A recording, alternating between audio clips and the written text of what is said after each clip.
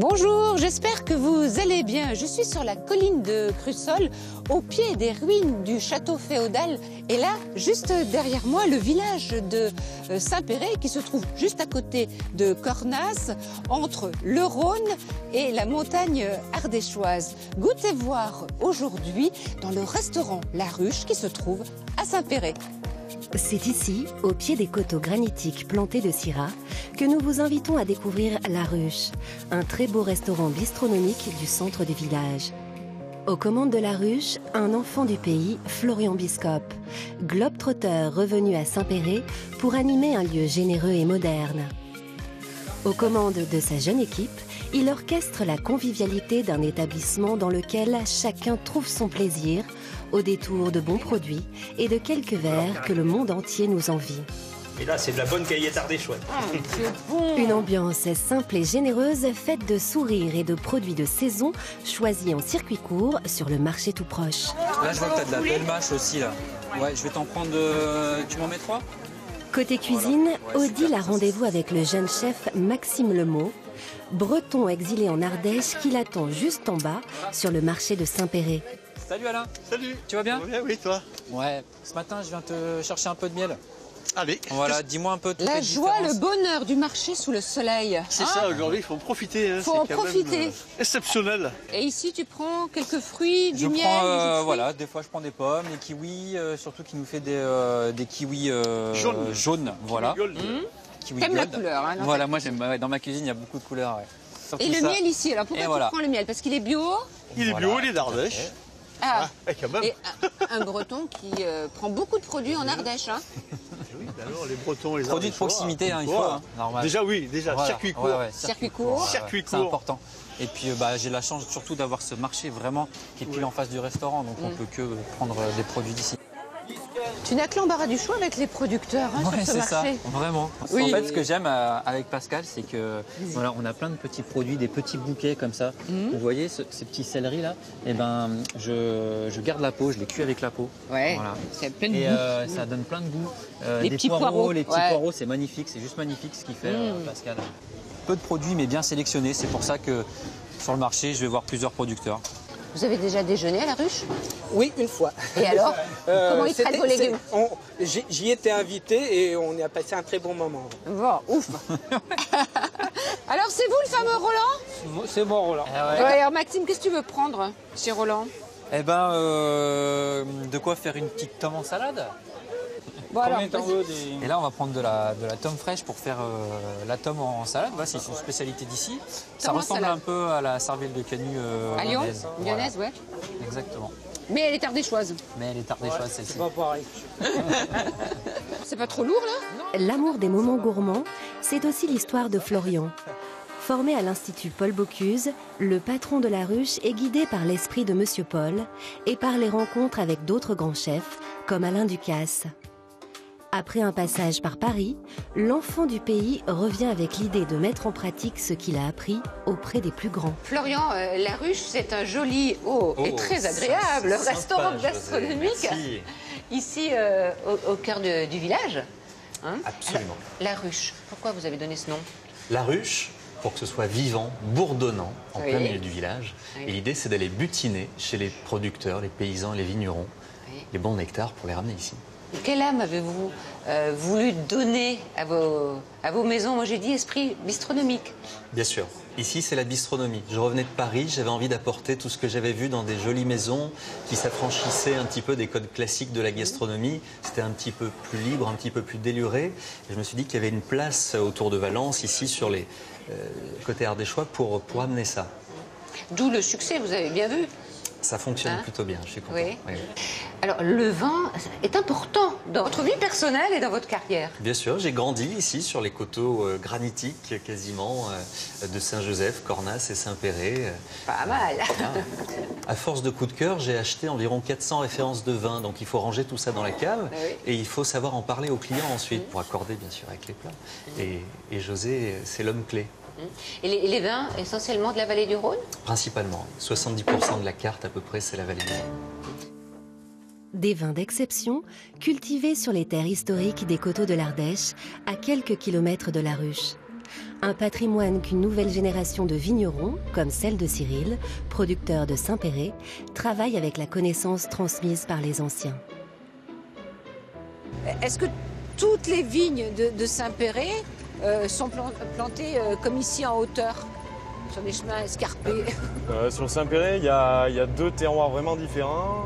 Il y a les terroirs plus d'altitude qui vont être uniquement sur des granites et j'ai envie de dire en plein vent. Et après, sur le bas de Saint-Péret, on a encore quelques alluvions du Rhône. Donc là, on sera sur des terroirs plus argilo-calcaires.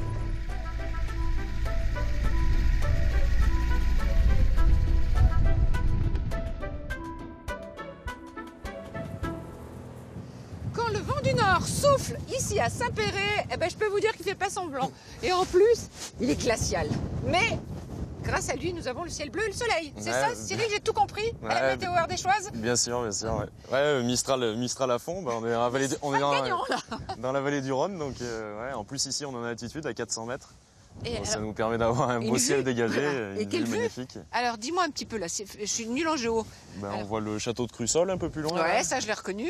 Donc typique de Saint-Péret. Après derrière on a tout le massif du Vercors, on a les Trois Becs au fond, on a une belle vue bien dégagée. Bon, c'est pas mal comme endroit pour travailler.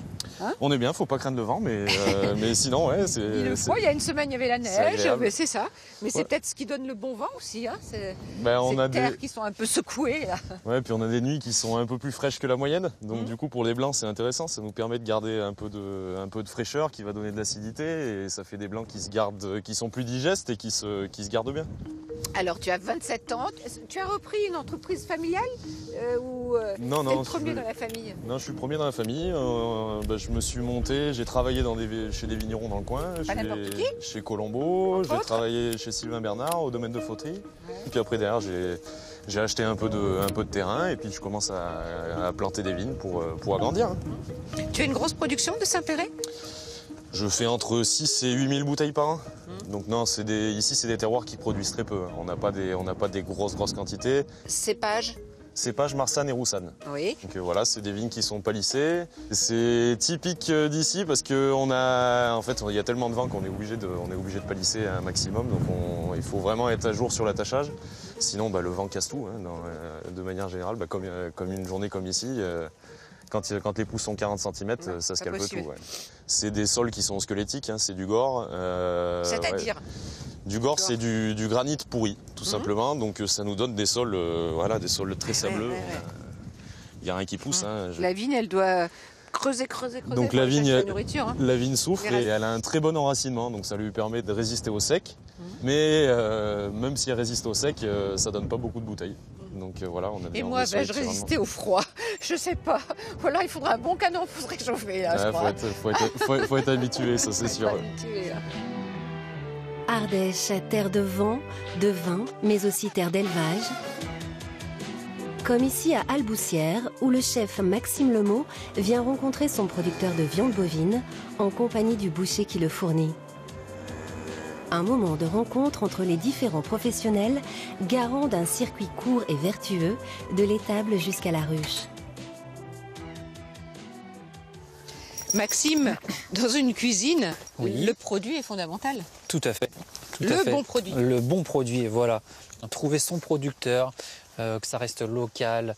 Et pour la viande, on essaie de trouver le meilleur boucher. Alexandre est là, tout à fait. Parce qu'il va chercher ses bêtes chez le paysan. Chez des producteurs locaux. Voilà. Oui. Quand on essaye de faire son travail traditionnellement, comme ça se faisait avant, d'acheter les bêtes dans les fermes, de les sélectionner, d'avoir un suivi, ça compte. Et pourquoi vous travaillez comme ça? Parce que je pense que c'est une passion. Oui.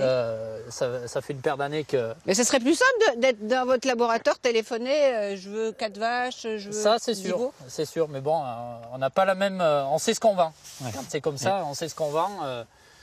On connaît les points forts, les points faibles d'une bête. On peut la mettre vraiment le client, ce qu'il recherche.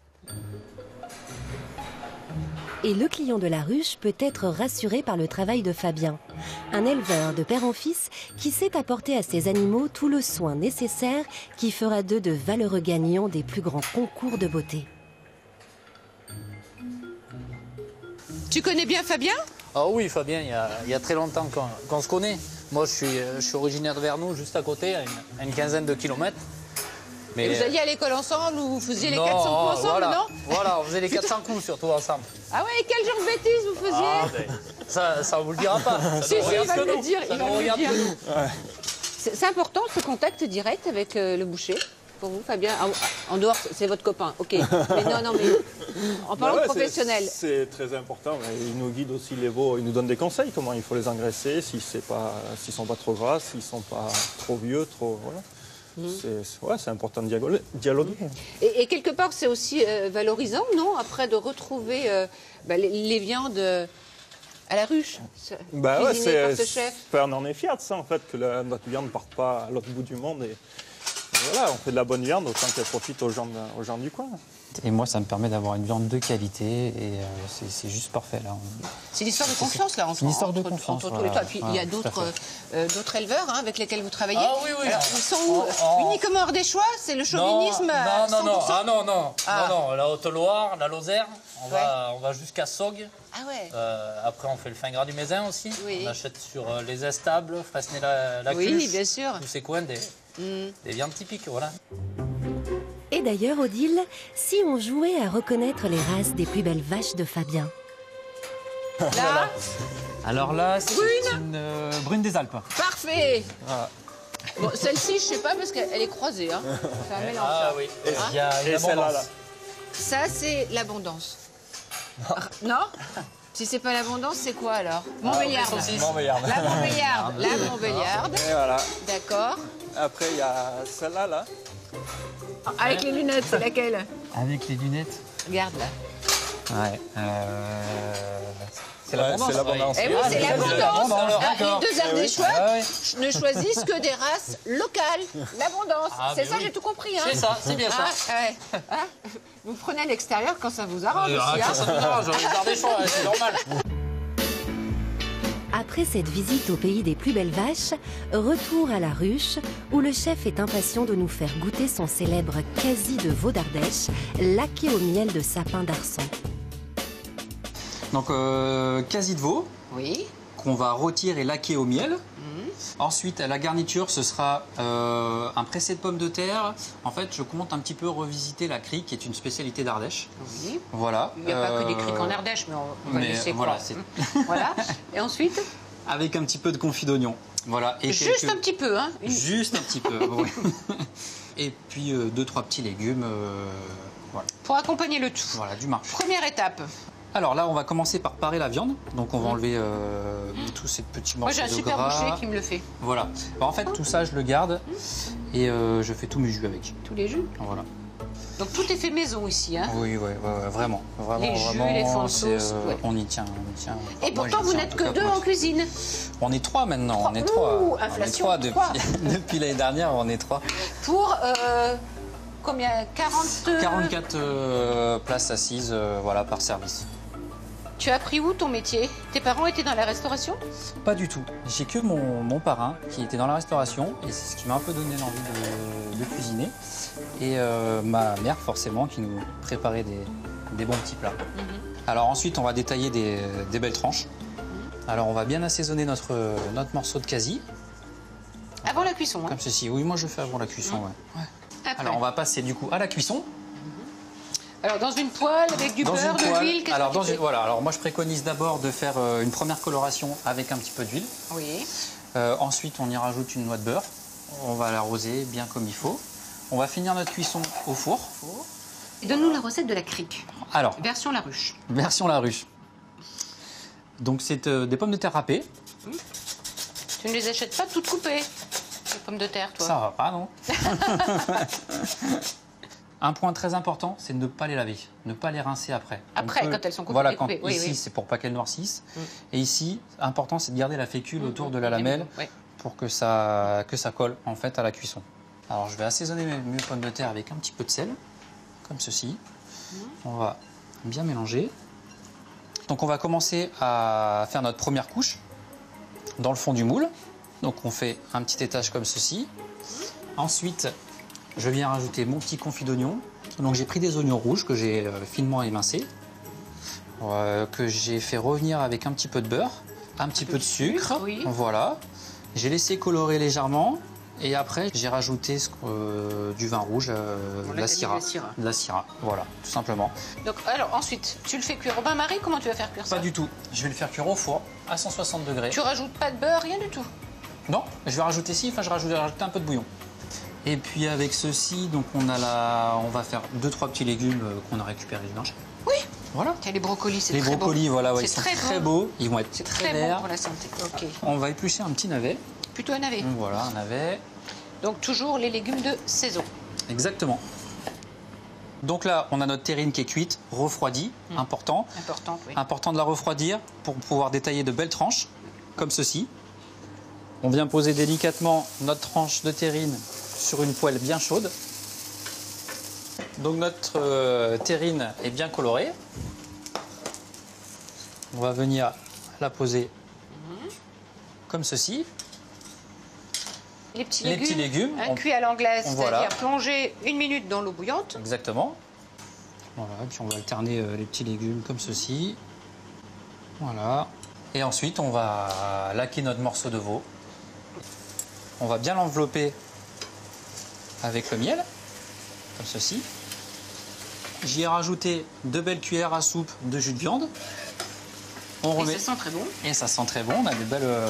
On a de belles vapeurs, jusqu'à ce que ça nappe bien le morceau de viande. Waouh, qu'elle est belle.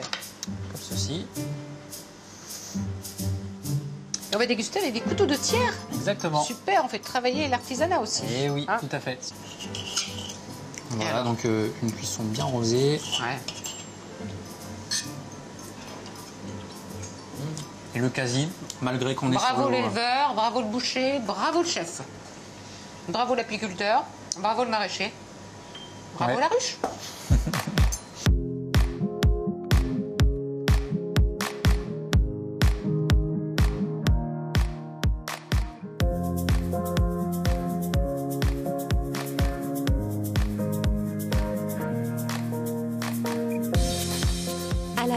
L'Ardèche est dans l'assiette, mais l'assiette est elle aussi locale, plus exactement du nord de la Drôme, à 1 heure de Saint-Péray. Un détail auquel Florian tient beaucoup depuis qu'il est tombé amoureux des collections des céramiques Jars. Des poteries horticoles aux collections contemporaines en grès émaillé, déjà plus d'1 siècle et demi d'histoire pour cette entreprise familiale où les métiers de la terre se transmettent de génération en génération dans le secret des ateliers. Je me demande si on ferait pas un petit peu plus long pour pouvoir y poser différentes choses pour plusieurs personnes dessus. Ah, je croyais que tu voulais mettre juste une bouchée là. Tu veux poser un truc? Eh bien, à partager, ce serait pas mal. S'il y a plusieurs bouchées, tu vois. Oui, ça peut être par comme exemple, ça. ce volume-là. Bien sûr. D'accord, compris. Un savoir-faire séculaire a hissé Jars au rang des entreprises françaises du patrimoine vivant. Chez Jars, tout est fabriqué sur place, selon l'excellence locale qui permet à cette historique maison drômoise de vendre ses pièces dans le monde entier, de l'Europe à l'Asie, en passant par tout le continent américain. Du Saint-Péray. Alors là, c'est un Saint-Péray de... Chez Jacques Le Minici, D'accord. Élégance. C'est un vin qui est assez vif, élégant. On a un joli fruit, il y a une belle attaque au nez. On est vraiment sur des arômes de fruits jaunes à chair blanche. On a vraiment des petites senteurs de fleurs blanches également, qui permet en fait d'accompagner soit un apéritif tout simplement. Un pâté croûte. Un pâté croûte. Tiens, par hasard. Juste Par le hasard. Au nez, c'est super. Alors là, bravo. Alors, c'est avec quoi? On a du cochon, un petit peu de veau, un petit peu de volaille, un petit peu de canette, du foie gras et une gelée à base de Saint-Péret pétillant. Gelée pétillant. Les vignerons, vous auriez eu l'idée? Non. De mettre du Saint-Péret pétillant? C'est leur boulot. C'est leur boulot. Ouais. Eh ben, on va demander à notre boulanger de peut-être faire des petites parts, on va le déguster. Laissez le déguster. Voilà, puis tu reviens pour nous dire au revoir à la fin de l'émission. Ok, merci. Alors, Ça marche, j'arrive. ce Saint-Péret, Oui. Il est cultivé où, Jacques? À Saint-Péret. Oui, ah tiens. Alors, donc, c'est un coteau quartier Tortous, c'est Chantelusier exactement. Et c'est un coteau très abrupt, sur du granit. Donc pas de mécanisation? Non, pas du tout. Non. Là, c'est tout à la main. Et donc, comme me disait José, 50% de Marsanne, 50% de Roussanne. La particularité, c'est une parcelle qui est très précoce. Donc souvent, on vendange fin août et qui a une jolie puissance. Et là, cette parcelle a beaucoup de minéralité aussi. Et ce sont des vignes difficiles hein, à travailler quand elles sont situées comme ça. Facile, ouais, je pense. Il y a plus facile, hein? Oui, mais Cyril veut plus facile. Mais... ouais, c'était plus plat, Cyril. Hein. C'est un peu plus plat. Il est un peu plus sur les hauteurs. On Un peu plus de vin. On aime le vin parce qu'on aime le vigneron aussi, souvent. Aussi, oui. Non? Mais on fait ce qu'on aime. C'est-à-dire, nous, vignerons, on est différents, Cyril et moi. Heureusement, mais on apporte notre façon de faire, donc notre façon de travailler dans les vignes, mais aussi notre façon de vinifier. On ne fait pas des vins, on n'a pas une recette miracle qu'on reproduit tous les jours. On s'adapte en fonction de la météo et des rendements, de l'acidité. Et notre boulanger est complètement fou. Regardez, on lui a dit des petites tranches. Denis, il faut se calmer, Denis. Vous voulez pas faire des miettes? Alors, qui ne connaît pas la boulangerie Nivon, hein, qui est à Valence, hein, et c'est Denis qui fournit les pains. Et là, voici la générosité ardéchoise. Regardez, il y en a de partout. Mais il y en a même derrière, on n'a pas pu tout mettre sur le comptoir. Une générosité ardéchoise qui traverse le Rhône jusqu'à Valence grâce à Denis Morin, patron de la célèbre boulangerie Nivon, ouverte en 1856. Le charismatique Denis, lui, prend les rênes en 1981 et devient le garant de la transmission des saveurs uniques des spécialités drômoises et ardéchoises. Le célèbre Saint-Genis, bien sûr. Regardez. Avec bien de la praline. Mais aussi la pogne, une brioche à la fleur d'oranger, sans oublier le bonhomme sablé parfumé à l'orange, plus connu sous le nom de Suisse.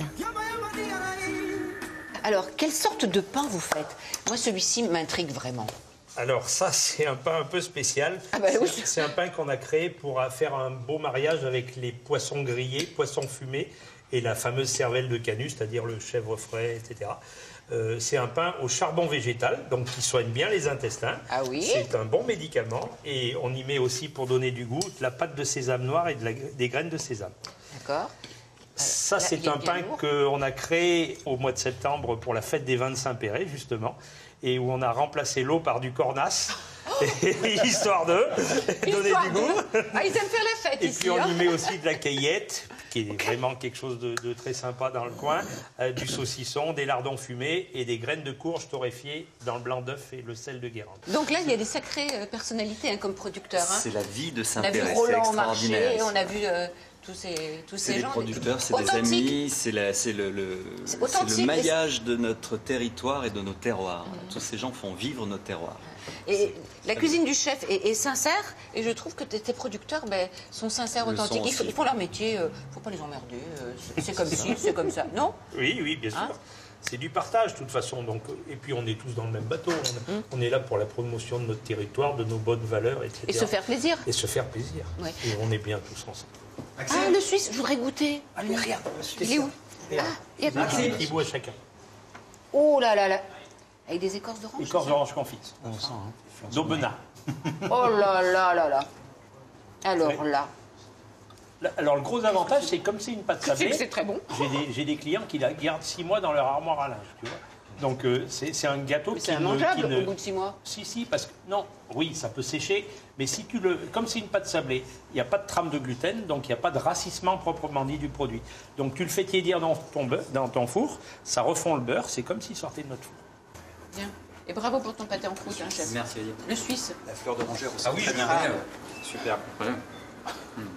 Avec le Saint-Péret, donc bien sûr, on déguste le vin.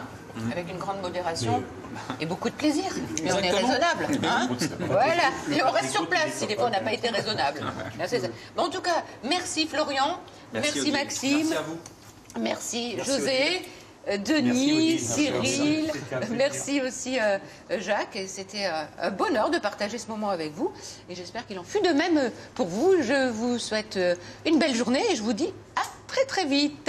Au revoir. Au revoir. Au revoir. On va pas tout finir, si? On y va? Bon, alors l'équipe technique, venez partager. Parce que... Voilà.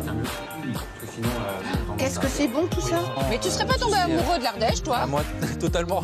Ou alors t'as épousé une Ardéchoise, non? C'est ça? Elle est dromoise. Elle est dromoise. Je te le dis pas. Tiens. Ah oui, ils vont peut-être attaquer le salaire. Regarde. Moi, le pâté croûte, j'aime bien quand c'est un peu épais et qu'il fait un petit peu. Moi, j'aime la croûte du pâté croûte. Tout est Sincèrement, très bon. tiens.